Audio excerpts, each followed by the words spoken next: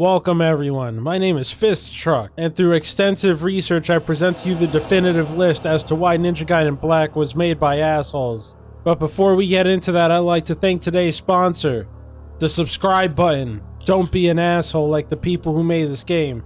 Hit that button now. Chapter 1. This fucking loading time I may be playing on the goddamn Xbox, and I know that it's emulating Xbox, but did it have to emulate the goddamn loading time as well? Some genius at Tecmo decided that having the light attack button should also be the interact button, so when I show up in this room full of dudes, Ryu just pieces the fuck out. I'm in the middle of fighting dudes and I fall through the goddamn floor. Joke's on them, it was only saving them from me. I'm fighting the first boss and I get him down to 10% health. That's when it turns out that we were just having a friendly duel, and that this is a test. You know what that means? That Ryu's friends with all the dudes in his castle. Ryu didn't just incapacitate the men he came across, he decapitated them as well. The worst part is, if the boss beats you, he doesn't just leave you at 10% health, he fucking kills you. Chapter 2. You can still fall through the friggin' floor. At this point, it's just an inconvenience. Swimming fucking sucks. These fat magic men are goddamn trolls. When you get into them, they peace out, then open the pit on your face. Otherwise, they're just shooting balls at you. At least they drop health. Using the bow mid-combat sucks. And for that fact, using the bow sucks. Also, Ryu aims with the left stick. That means if you invert the Y-axis like me, it inverts the Y-axis of the left stick. Who the fuck does that? These horsemen are a goddamn cancer to society. And the best part is, they have the balls to make you fight more than the two that you first meet. Hope you like the horsemen, because the boss is just a super horseman. Except now he has those fat magic men with him as well. All they do is just shoot shit at you while you're trying to shoot your bow at the horse, because trying to hit it with your sword is dumb, and the bow does a lot of damage to him. This fight sucks, and it's the second boss. You go through all that stuff just to get your wig pushed in. Chapter 3. This motherfucker looked like he may have a problem sticking to New Year's resolutions, needs a rocket-powered chair to give himself enough forward momentum to launch off the airship he is currently on to land on the airship that he is directly above. For a point of reference, you see other men directly before him vertically drop down on roads from that same airship onto the one below them. On the flip side, he takes landings like a fucking champ. For some reason, there are keys that demand there be enough dead men in the room before they reveal themselves to you. No, they don't spawn from where the last guy died at, they show up always in the perfect middle of the room. Not a negative thing, but I still want to point it out. This old man fucks. He sells you the Izuna drop, which is like an insta-kill on most human-sized enemies. Absolutely nothing is happening until Ryu puts his hands on this rope and moves 1 foot forward. At which point 2 gunmen spawn and try and light Ryu's ass up. If any bullet hits him, he falls to his death. I'm playing on the Xbox, but for some reason, whenever I destroy this engine room, the frames go to the land before time. Despite being slow on healthy life choices, this large man has the fastest hands in the west, east, and in your ass. By some freak accident, when the large man expires, he destroys the blimp above him, the one he's currently on, and then indirectly causes a forest fire. Ryu killed the large man, which therefore means Ryu indirectly causes forest fire. You better hope Ryu doesn't host any gender reveal parties near your home. Chapter 4. Something this game will soon get you accustomed to are assholes with guns. Not just the rinky-dink guns they've been using before, but some shit like grenade launchers. Luckily for me, they introduced a grenade launcher by having one of them blow my ass up from off screen. There are very few things this game shares with the NES title of the same name. However, thankfully, they chose to keep the stupid-ass enemy respawns. For some reason, I work my way through this city to go to a nightclub because I guess Ryu wants to get lit. There's some fucking bozo at the door that goes, "Hey, you got a ticket to the party?" Ryu's cut down countless men up to this point, but apparently this one guy in a suit is where he draws the line. Probably due to a lack of brain cells, the ability to read, or just dumbass level design, I get lost for about 20 minutes not knowing what the fuck to do. I decide to stop by the old man's place to see if he's got anything good for sale. He sells a map. Complimentary with the map is a ticket to the party. I have spent tens of thousands of whatever currency they have in this game at this old man's store, but I have to spend apparently 100 currency on a map in order for him to give me something free. I said this old man fucks. Well, fuck this old man.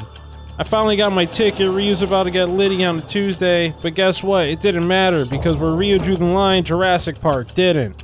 Also, you definitely know this game was made by men because titties.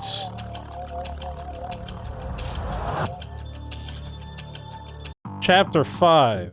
I don't have much to say about Chapter 5 because it's Chapter 4, Part 2. You have to backtrack through the city, maybe go through some areas you haven't been through before, but most of it's the same shit, except worse. One of the things that makes this chapter worse is that even though you met these ninjas in the last chapter, they figured what would make this one better is have the ninjas that throw exploding shuriken show more often and blow your ass up even more. Somebody worked really hard on this bridge going down cutscene. They want to make sure that you know that because you have to watch it every fucking time it happens. Jurassic Park didn't draw the line at the dude at the door, and guess what? They don't draw the line at you either. Turns out they're built like Sonic. They take way too many hits to die, they bitch slap you with their tail, and the best part is while you're in the middle of attacking them, they'll bite your fucking head off. As if fighting dinosaurs wasn't enough, immediately afterwards you have to get greeted by this game's most original boss, where its only special attack is that it has an attack that sounds like stirred macaroni and cheese. To further reinforce that this game was made by men, just fucking look at this. Chapter 6.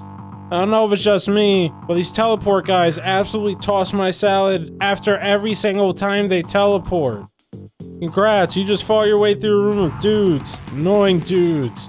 Your reward, having to contend with this game's shitty platforming and dog-ass camera.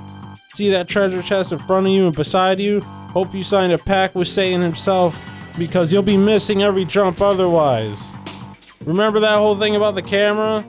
Well, thankfully there's a section where the camera is looking behind you and you have to run away from a boulder. Half the time you just walk into spikes or miss every single fucking jump that you have to go for. I got crushed. What game would be complete without zombies? You know those enemies you get to easily mow down in waves? Well, in this game they're built like brick shithouse. They're slow as fuck, hit like a goddamn truck, and the best part is after you cut their head off, they still beat the shit out of you. Most things work in threes, just like me complaining about platforming in this chapter again. When you're fighting your way back up to place the Holy Cup, there are zombies on platforms with bows that fire like fucking railguns. You think it's safe, you're blocking, you're waiting for them to shoot. They don't shoot. You get sick of waiting. You go for the jump. They light into you like it's the goddamn 4th of July. Guess what? You gotta run up again. All the zombies you fought on the way up, they respawn. If you killed any of the bow guys, they respawn. You gotta do it again. If you fall down again, they respawn. All the zombies you fought on the way up, they respawn. You see a pattern? Chapter 7. Remember the fact that I just talked about zombies with bows? Well, guess what? You open a door, there are 3 zombies with bows at the end of a hallway. Why? Who does this? Possibly making me feel stupid or just being a dick. I missed this chest and this golden scrap. I go on a bridge and the bridge goes down. You wanna know how I figured out that I missed them? The cutscene when the bridge goes down looks behind you. You get to see the scrap in the chest. They knew what they were doing. This chapter objectively sucks. Why? Because they didn't decide to just have one room with spiked balls and archers and stupid platforming. They had 2. Thankfully, I've seen speedruns of this game before. I was able to skip one of the rooms. However, the other room was easily one of the most depressing moments of my life. I feel like shitting myself as an adult would be less depressing and embarrassing than this moment. Tecmo decided that their most proud creation deserved a second chance at stopping Ryu's adventure. This tentacle macaroni and cheese monster decides to have another crack at you. The only difference is that he has more health, which makes this fight suck more. In what I'm sure will be a series of me reminiscing about my childhood, we have one of the most frustrating fights in this game. That is, of course, against Alma. For those who do not know, she is a boss that is inconsistent, and her main characteristic is being inconsistent. Her other main characteristic being tossing your salad. For some odd reason, you go for attacks so she dodges them, and then counters, and grabs you, and beats your ass. And other times, she just lets you kick the shit out of her, and you don't really know why. Thankfully, this playthrough, she mostly let me kick the shit out of her. I don't know what I did to deserve this, but I guess after that depressingly low moment in my life that just happened mere minutes before this one, I guess the game owed me something. Guess what? It's chapter 8. Did I say the last chapter objectively sucked? Well, I think that was a subjective take on it. This chapter objectively sucks. Fight me. I don't care. I will never change my opinion on this. Gun guys are dicks. Where dudes with pistols were marginally annoying before, these men equipped with assault rifles that have bayonets attached to them are exponentially worse. They will block everything and then stab the shit out of Ryu. I've been stabbed more than I've been shot by men with guns. As if it wasn't enough to get stabbed by guns, they also got dudes with rocket launchers. Thankfully, they don't stab me. They instead just choose to keep blowing me the fuck up. The worst part is that every dude with a rocket launcher has Sleight of Hand Pro in their loadout and infinite rockets stashed up their ass. I get up to this wall that I can definitely blow up, but it turns out I don't have any more bombs. I take a stop by the old man's place to get more bombs, work my way back up just to find that a fucking car is blocking the doorway. And I can't be bothered to walk all the way around. Fuck this game. A helicopter shows up at the end of the mission to do nothing but lay into you, and then leave. I'll be seeing you, bitch. Once again, I have been Fist Truck, and once again, hit that subscribe button so you can stay tuned for more dumbass videos like this one that go live. Also, you can find me at twitch.tv/fisttruck, where I'll be live an hour after this video goes live, and some other days that I may be live as well. I still don't know what they are.